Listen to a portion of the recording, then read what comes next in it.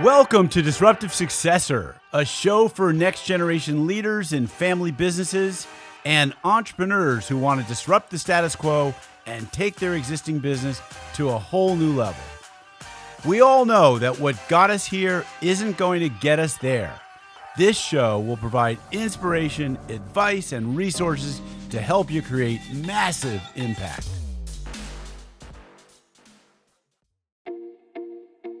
This podcast is sponsored by myself, Jonathan Goldhill, and my company, the Goldhill Group, where we provide coaching for growing companies.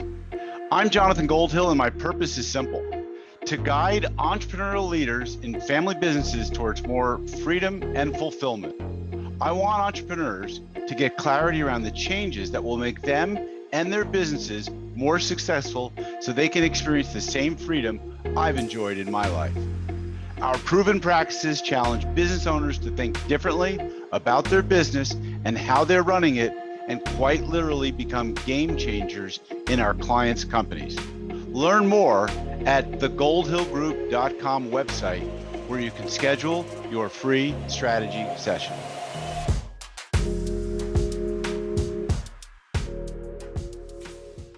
Hi, Jonathan Goldhill here. Welcome back to another episode of the Disruptive Successor Show.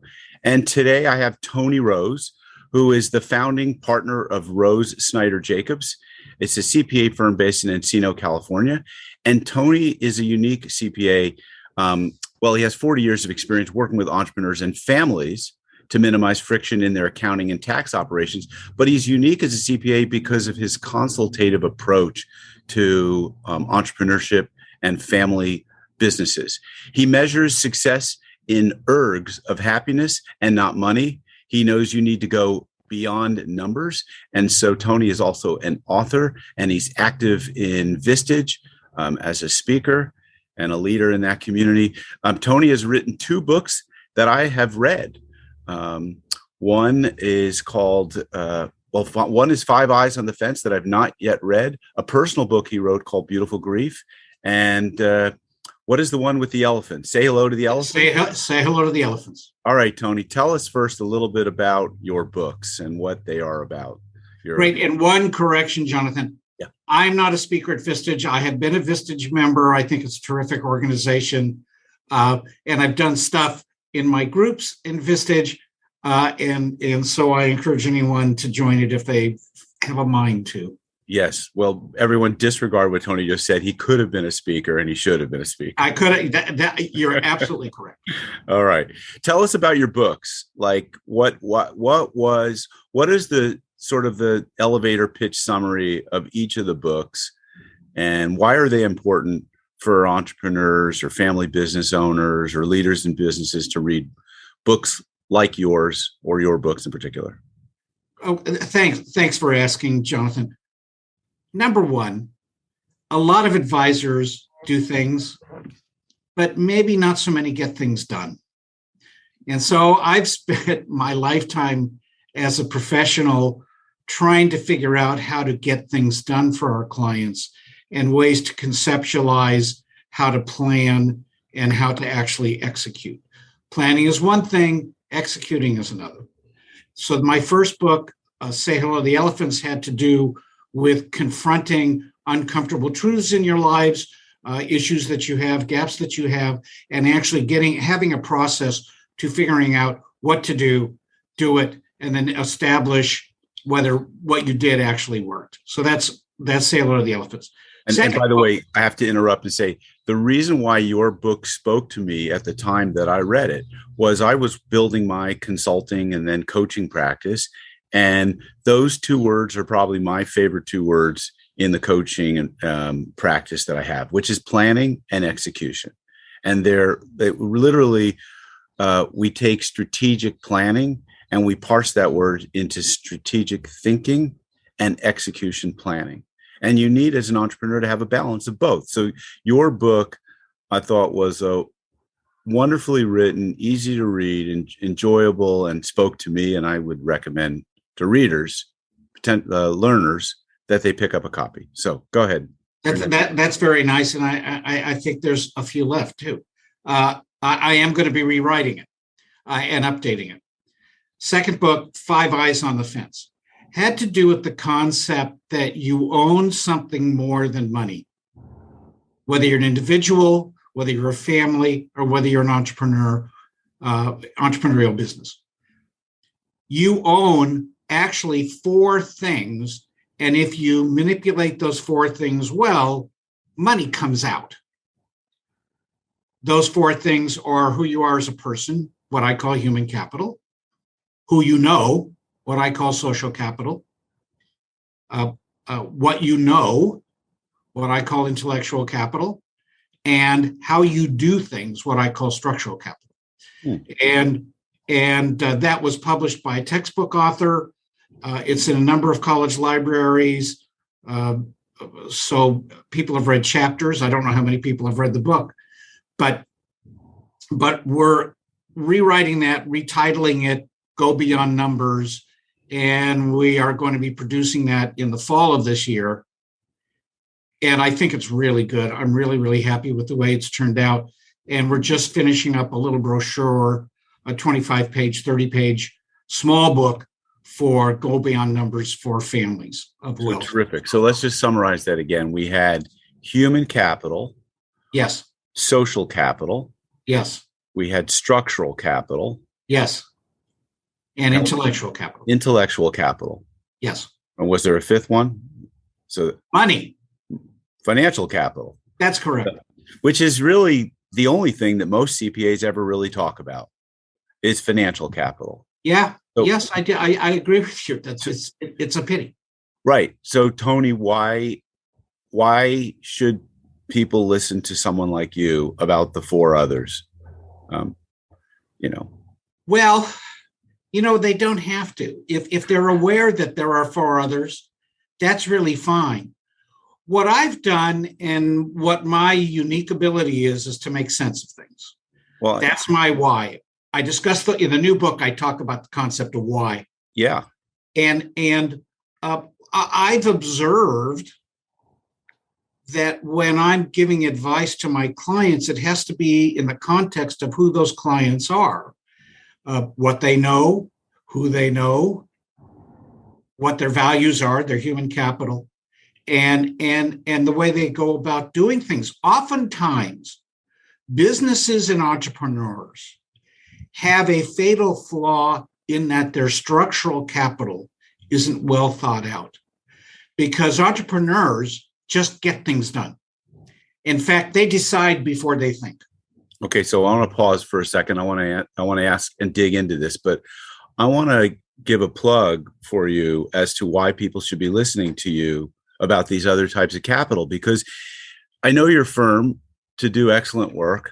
I know your partner, Jake Jacobs, going back to 1991, 2, or 3. We first met. I was very impressed with him back then. So I'm confident that your firm does a great job as a regional leader. And so if your firm is doing great work and you're listening to your accountant and he's talking to you about all these other things that don't have anything to do with your financial numbers, but they go beyond the numbers, then it seems to me that there's a lot of credibility there, like a lot of authenticity. This man is talking to us about something that's very personal. So tell me, does that make sense to you? Oh, absolutely. When you evaluate your professional relationships, Jonathan, and you know this, I know you know this, there's only one central question a client has. It's, do you care for me?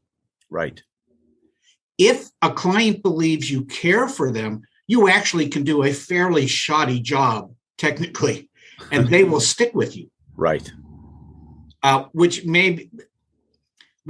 makes the discussion about dealing with advisors really important, because if you're hiring an advisor for strategy, do you care for me is really, really important. If you're hiring an advisor for tactics to get things done, being very tactical, if you're shoddy, that's probably not a good thing. Right. But now you're talking to them about some other really nuanced subjects that people like you and I should be talking to our because we're their trusted advisor, and we should be able to talk to them about personal, professional, about their goals, about their lifestyle, about money and the meaning of money. It's so much just more than just the balance sheet, the income statement, and the cash flow. So let's tell me more about what this structural capital is all about and what it should mean, what it means to entrepreneurs. This is my favorite subject, and when I give my talks to college classes, it is something they never really thought of. So I know that you may be at home today, but when you had a workplace to go to, did you go the same way almost every day? If there wasn't a traffic jam or an accident, did you use the same roads? Did you make the same right and left turns? The answer is, for you and your listeners, probably yes. Why is that? Because going that way got you there every time in about the same time. Right. So good structural capital is a way you do things, number one, that you can repeat, number two, that creates a positive outcome. Mm-hmm. 1, 2, 3. Right. Now, let's say you've gone the same way every day, and you discover one day that there's a huge sinkhole about 2/3 of the way to your office and a huge traffic jam, and it takes you triple the time to get to the office. What do? That way doesn't work for you anymore. You find a different way.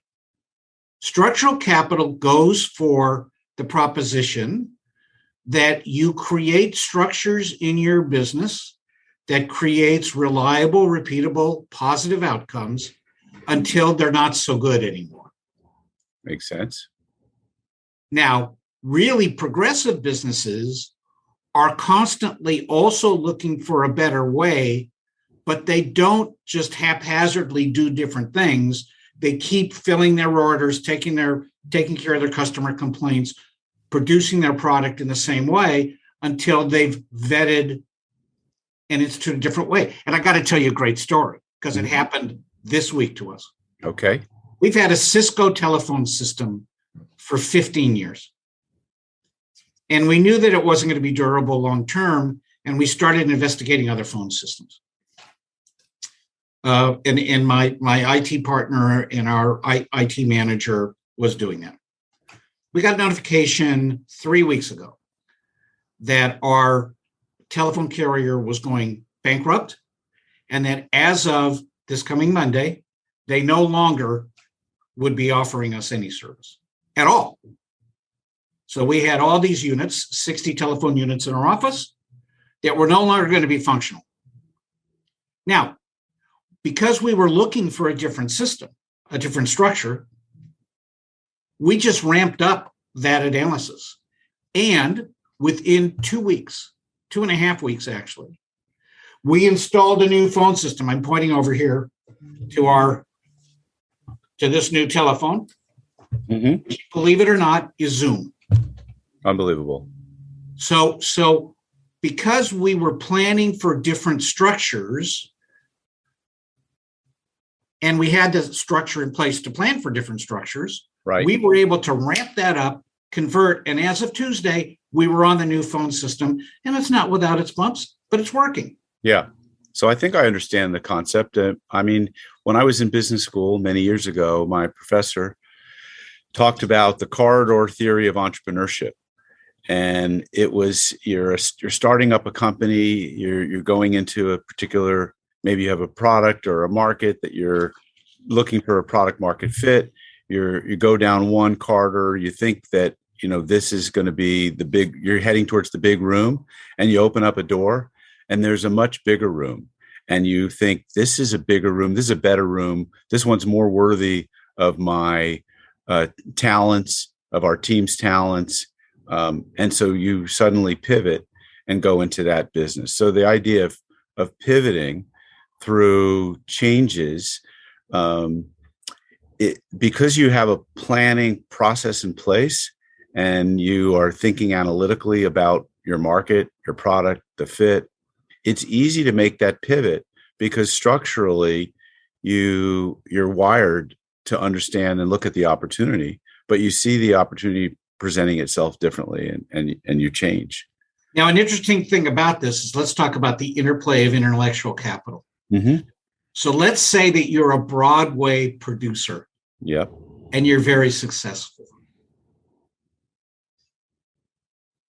So now you may be looking for that bigger room, and you perceive that bigger room to be a movie.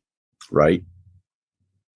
The problem is you may think because you can produce a Broadway show that you can produce a movie. Yes. And unless you have the intellectual capital to produce a movie, even though that's a much bigger opportunity, you got to be careful. That gets into another concept that's in our solution quadrant in quadrant planning, and which I call who. Mm-hmm. The who. Right. Of course. I know I've got something to offer. Hamilton the movie. Yes. Right. But I need a better who to produce that movie because I can produce the show. Someone has to have the technology and the structure and the intellectual capital to produce the movie.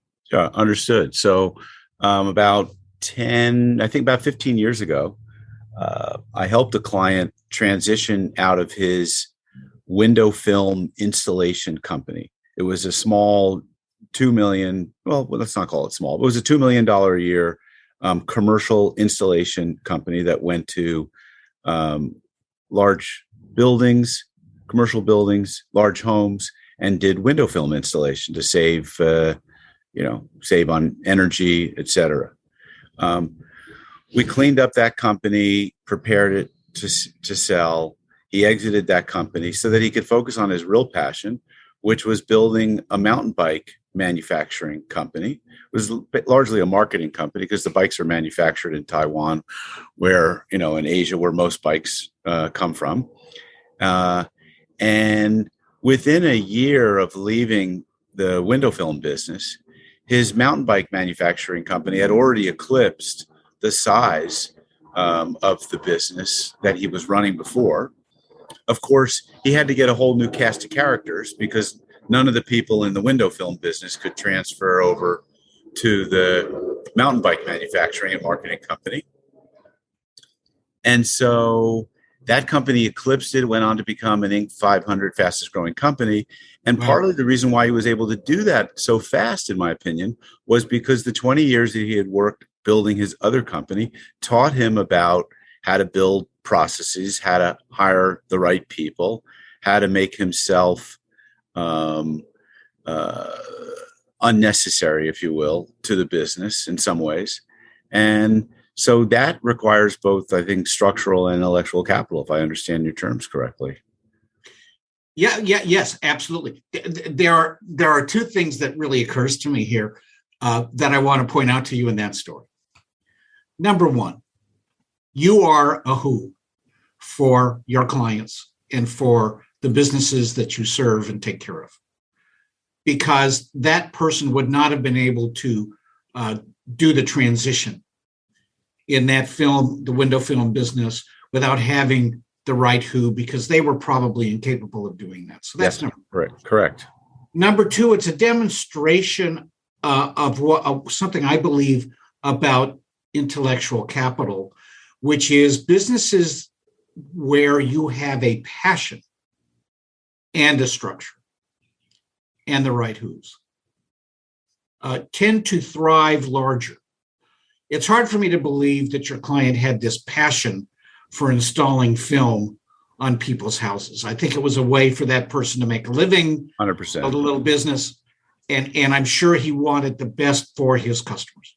Yep. And he delivered value. But now the mountain bike, the first thing you said is that he had a passion. Totally. So when you're an entrepreneur, you seldom. There are many people that go into. there are many people that go into business that call themselves entrepreneurs, Jonathan, Right. that aren't entrepreneurs. And I'm not using this in a pejorative sense.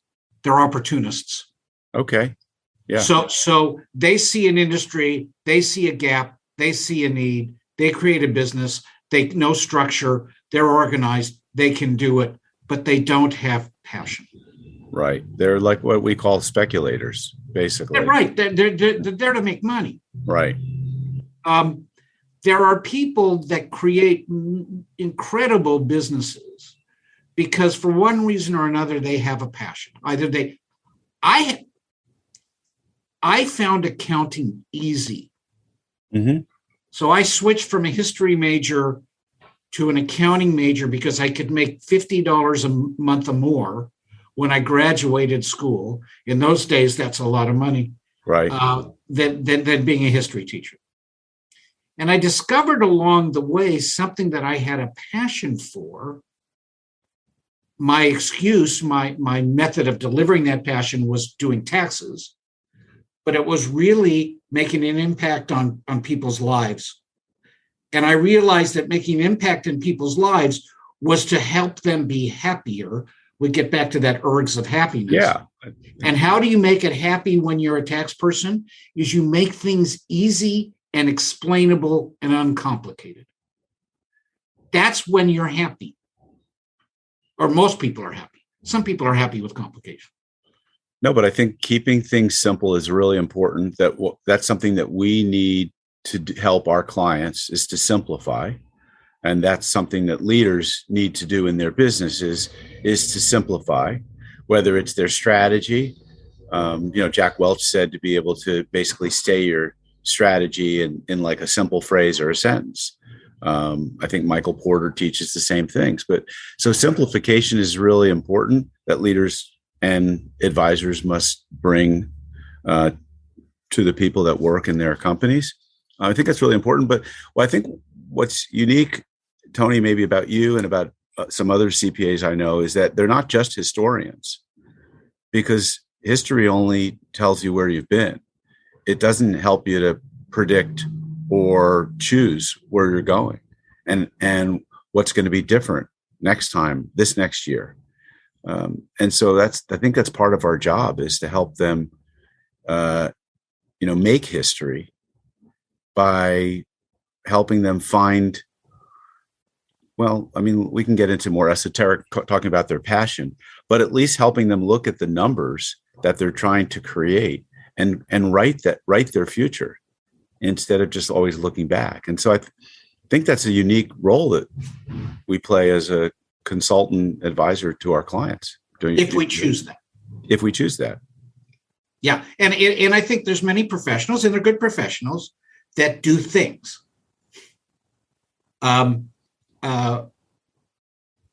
They do things, they get tax returns done, and they're happy to have them done. But do they get 50,000 feet above those activities and ask the question, does it really mean anything? What does it mean? And one of the things that we talk to our folks here about is understanding that the numbers that are on a piece of paper that we produce represents people's hopes, fears, aspirations, things that are significantly more important than the taxes they pay or the bank loans they get with the financial statements we produce. And they mean they are the embodiment of to quote something from the play Rent, a year in the life. Mm-hmm. And that's the most important thing in the world. Someone goes into H&R Block with a W-2 to get their refund or their child credit or whatever. That person is doing a thing, producing it for $59 or whatever it is. But that W-2, that tax return is somebody's year, which is a series of moments in that person's life. And it means something to them, and it's important to them. So there's no unimportant client in our office. Right. Period. Yes. But there are clients who have more complexity in their situations. And let's get into some of that. You deal with family businesses and and succession, legacy planning, taxes, government regulations. I mean, these are all things that are playing in owners' heads but maybe they don't ever get past the chapter titles of them, meaning like taxes would be one chapter, government regulation would be another, legacy planning, maybe another, succession planning, and they don't get into the details. And I think, first of all, like, how do we get owners to start thinking and talking about these issues beyond just tactics? How do we get them thinking strategically about planning, tax planning? That's a very good question, Jonathan. I really believe only 15% of business owners really want to confront the complexities and the issues of things like legacy, succession, taxes, regulation they confront whether they like it or not. Mm-hmm. I try to get clients that are reticent to confront their legacy planning by asking them the question, do they like to give to charity? Mm-hmm. Now, some people say, no, I don't care. Right. And I respond, but don't you understand when you pay taxes, you are giving to charity? Right. Good point. Because the difference is when you give to a specific charity, you're determining who and sometimes how that money is going to be spent. Right. When you pay your taxes, the government decides who and how that money is going to be spent. Right. So when you don't do planning, you're giving the power to the government to determine what to do with your money. Now, the current discussion, legislative discussion, and tax reform discussion now, the paying fair share and increasing estate taxes and reducing the amount that people can give away in their lifetimes, which is what's being talked about right now. Yeah. Doesn't get into question the two central question, which is what percentage of what you earn is enough to give to the government? And the second is it okay for the government to take what you as an entrepreneur have worked for a lifetime to build? Because most entrepreneurs did not start rich. It took a long time to take it, to get it. Right. But in a moment, the government can take it. Right. And is that what we want our government to be doing? To take 40 or 50%, if you're in certain states, sure, of what someone spent a lifetime to build, as if we were working for the governments. And that is the philosophical question. That's the philosophical question I ask my clients. Well, I think the challenge for me in these conversations with my clients, because my client, although I'm oftentimes in communication with the founder or the predecessor, my client is typically the successor, and I call them the disruptive successor because they're typically a millennial 25 to 40 who's taken over mom or dad's business. They're a next gen leader and they want to 2 to 10x their business. And so they have a mindset that they're willing to bet the farm. Whereas the dad, or typically he's like, I want, conservative, I want to control, I want to own. And Tony, I think the resistance is people's unwillingness to look at their life as something that has a terminal value to it. That's a termination point. They're unwilling to talk about anything that gets near their death, or a what if scenario. And I think is what stops or holds back the conversation a lot of time. But because there's a lot that they could do from a planning perspective. I think also, I think, first of all, you're 100% correct. For your client, the advice I would give is to tell that G1 owner of the business, because oftentimes they're the successors, but not the owners. Right. Or they have a minority stake. Right. Is anything you want to do is okay, as long as you and I have an agreement that we both understand what it means. That's right. Which is a problem. Number two is G1 almost never wants to give up control. Really. Yes. So they will say to your clients, go ahead and run the business. And that's a lie. It's run the operations, but don't run the business. Yes. Another thing that occurs to me is that there's not a definition for G1 about what's enough. So I have a client that's worth around $800 million. And the spouse in that group of people, in that family, will not do estate planning,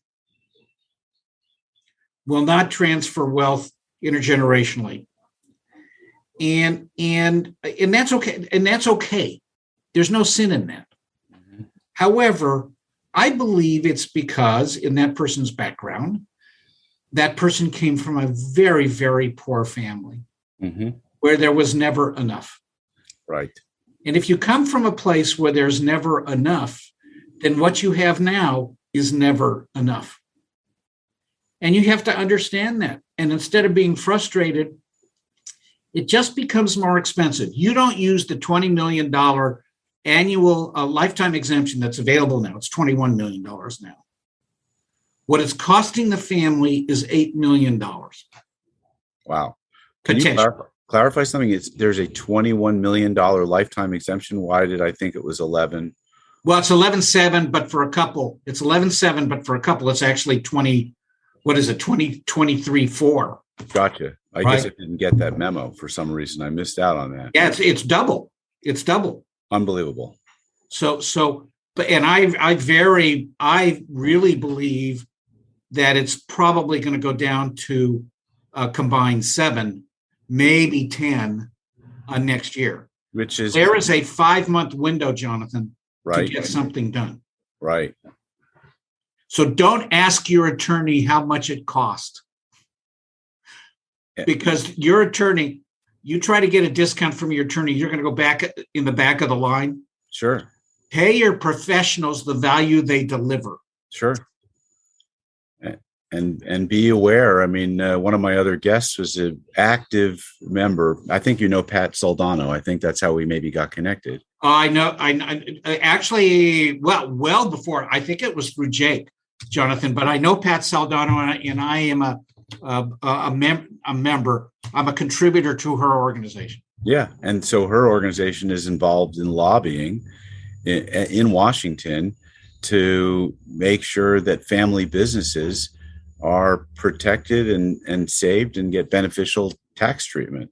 Yeah, Family Enterprise USA, very worthy of all your listeners' support. If they have a few bucks to give, go to that website, because I'm a big supporter of that. And Pat has given her lifetime to this group of families, and she does really good work. It's really an uphill battle, though. Yeah, and I don't encourage my entrepreneur clients to get too involved in things that are really far outside of their control.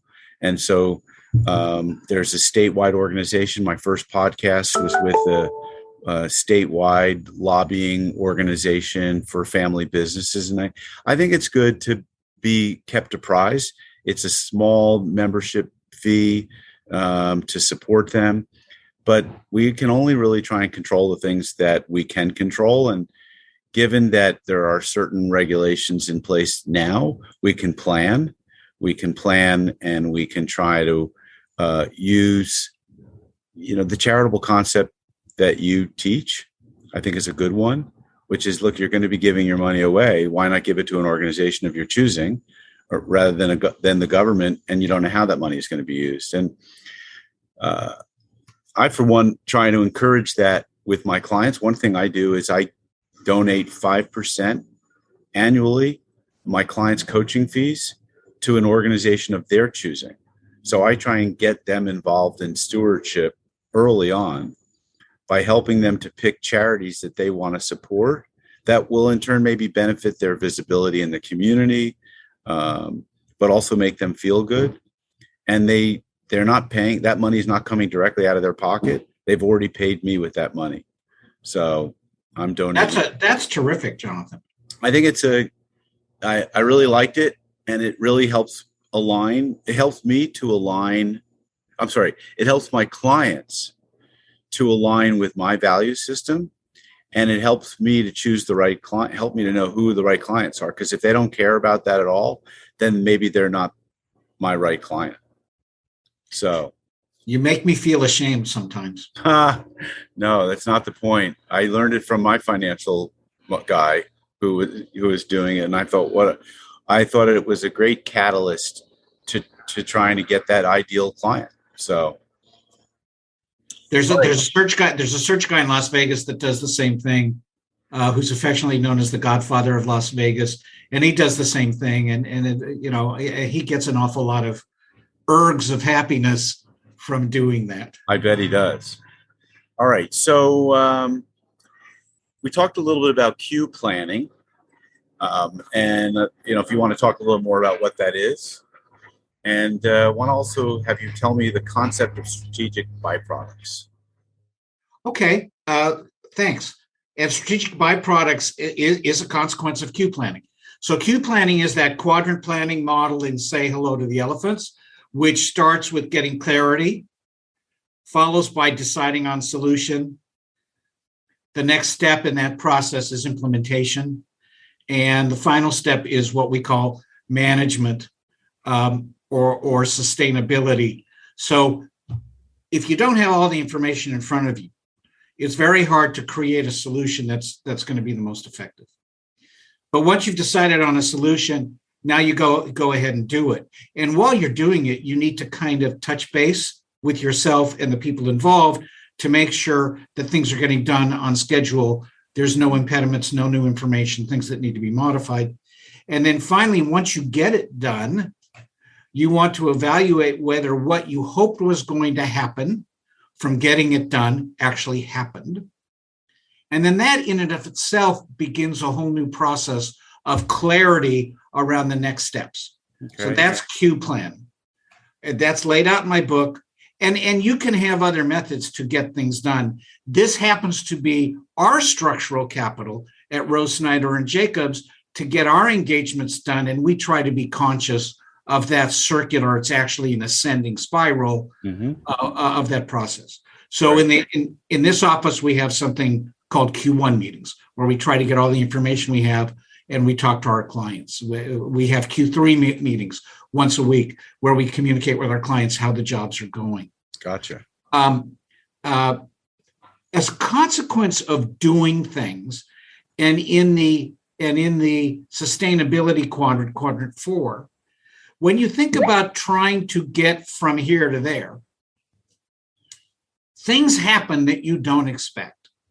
So you might have a goal or an outcome you want to have, but because you're doing stuff, other great things happen that you don't expect, and we call that a strategic byproduct. So you could be in that traffic jam on the way to because the pothole's there, and sitting next to a car with someone that you haven't seen for 20 years, and you roll down the window, you say hello, and you get together, and that person has a business opportunity for you. Right. That's a strategic byproduct. Gotcha. And you need to be aware that oftentimes those things that happen, which you think by mistake, are really byproducts of a sequential, systematic way of getting things done in your business.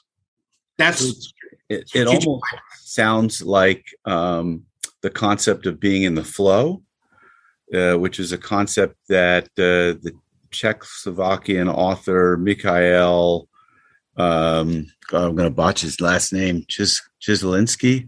But the being in the flow is where,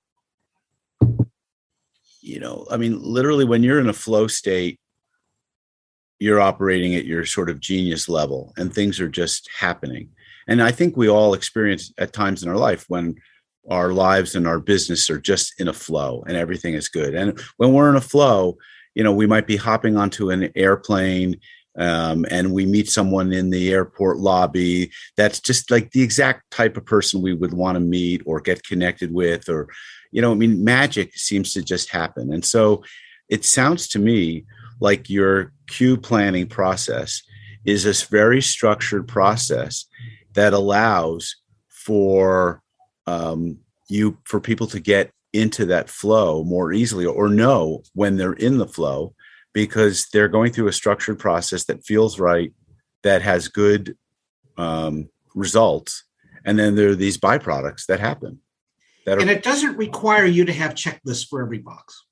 Okay, right. In my office, we have kind of steps for every box because we're accountants and we need that. Yes, of course.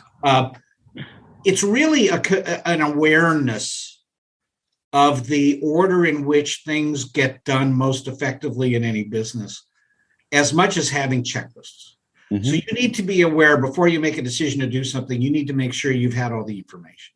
And how do you structure what information you need? We have strategies in the new book coming out, which is Go Beyond Numbers. There are strategies. I think there's 23 strategies in the book, all attached to one of the quadrants that really can attach to one of the quadrants. They attach to the different capitals, but they also, you can put them in the quadrant boxes. So it's and I think we're going to do that. That it's going to fit very neatly. So, I think systems are really important, Tony, and you've created a really good company. You have systems that you follow, processes that are embedded within the systems that your accounting staff implement. I imagine it's pretty tough to teach this to your clients and get them to really understand what this system is.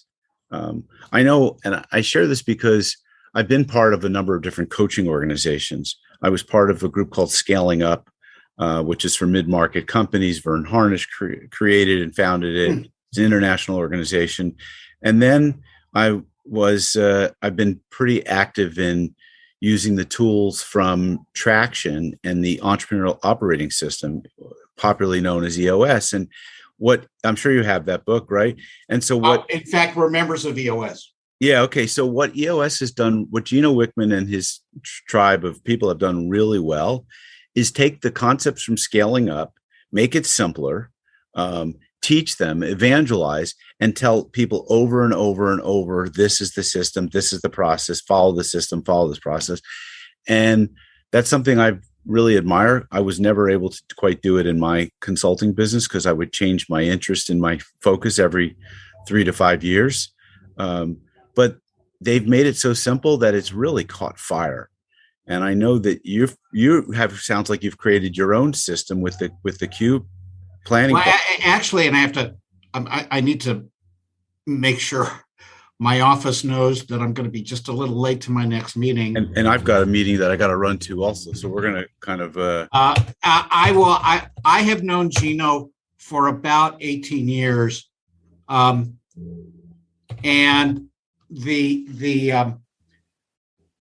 we don't tell necessarily. I mean, when we describe how we get things done to a client, we talk about quadrant planning, but they never have to do anything. We do it. I see. Okay. It's your process. If they want to know how we get things done and they want improvement in their structure, we might share with them what we've learned. But you know what? That's not our place at the table. That's your place. Right.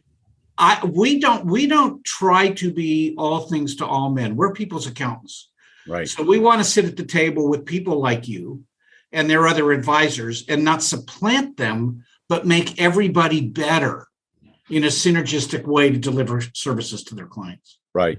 So So your queue planning process might be akin to what Vern Harnish calls, the words just escaped me. But it's your one word phrase or one word. It's your secret strategy, basically. It's your secret sauce that you have embedded into your business as a proprietary process that gets you results. So it's available to people to use if they want it. And they can read it in my book, but I don't sell that process. Gotcha. Right. Exactly. All right. Well, look, this has been a wonderful 45 minutes with you. I would love to do another 45 minutes with you at another time. We both have to go. Our listeners have to go. Everyone's got lives to lead, businesses and meetings to run. Tony, your information will be in the show notes. How would you like people to get a hold of you? Is it through your books? Is it through email? Is it through LinkedIn? All of the above. They can type into Google or whatever, Go Beyond Numbers. I believe we have a website called gobeyondnumbers.com. Also, you could take a look at our firm at rsjcpa.com. That's rsjcpa.com. And you can see the podcasts that I've done and be looking on Amazon this fall for Go Beyond Numbers. Order it. Love it to be a bestseller. That'd be great. And you and I have a lot more to talk about. Sounds good. I look forward to that. Have a good week. Everyone signing off. Thank you, Tony. Bye-bye. Thank you. Bye, everybody. This podcast is sponsored by myself, Jonathan Goldhill, and my company, the Goldhill Group, where we provide coaching for growing companies. I'm Jonathan Goldhill, and my purpose is simple: to guide entrepreneurial leaders in family businesses towards more freedom and fulfillment. I want entrepreneurs to get clarity around the changes that will make them and their businesses more successful so they can experience the same freedom I've enjoyed in my life. Our proven practices challenge business owners to think differently about their business and how they're running it, and quite literally become game changers in our clients' companies. Learn more at thegoldhillgroup.com website, where you can schedule your free strategy session.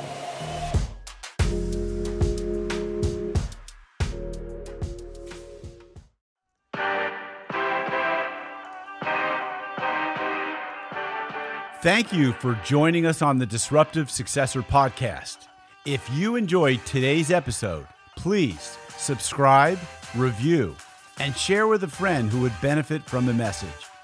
If you're interested in picking up a copy of my book, Disruptive Successor, go to disruptivesuccessor.com.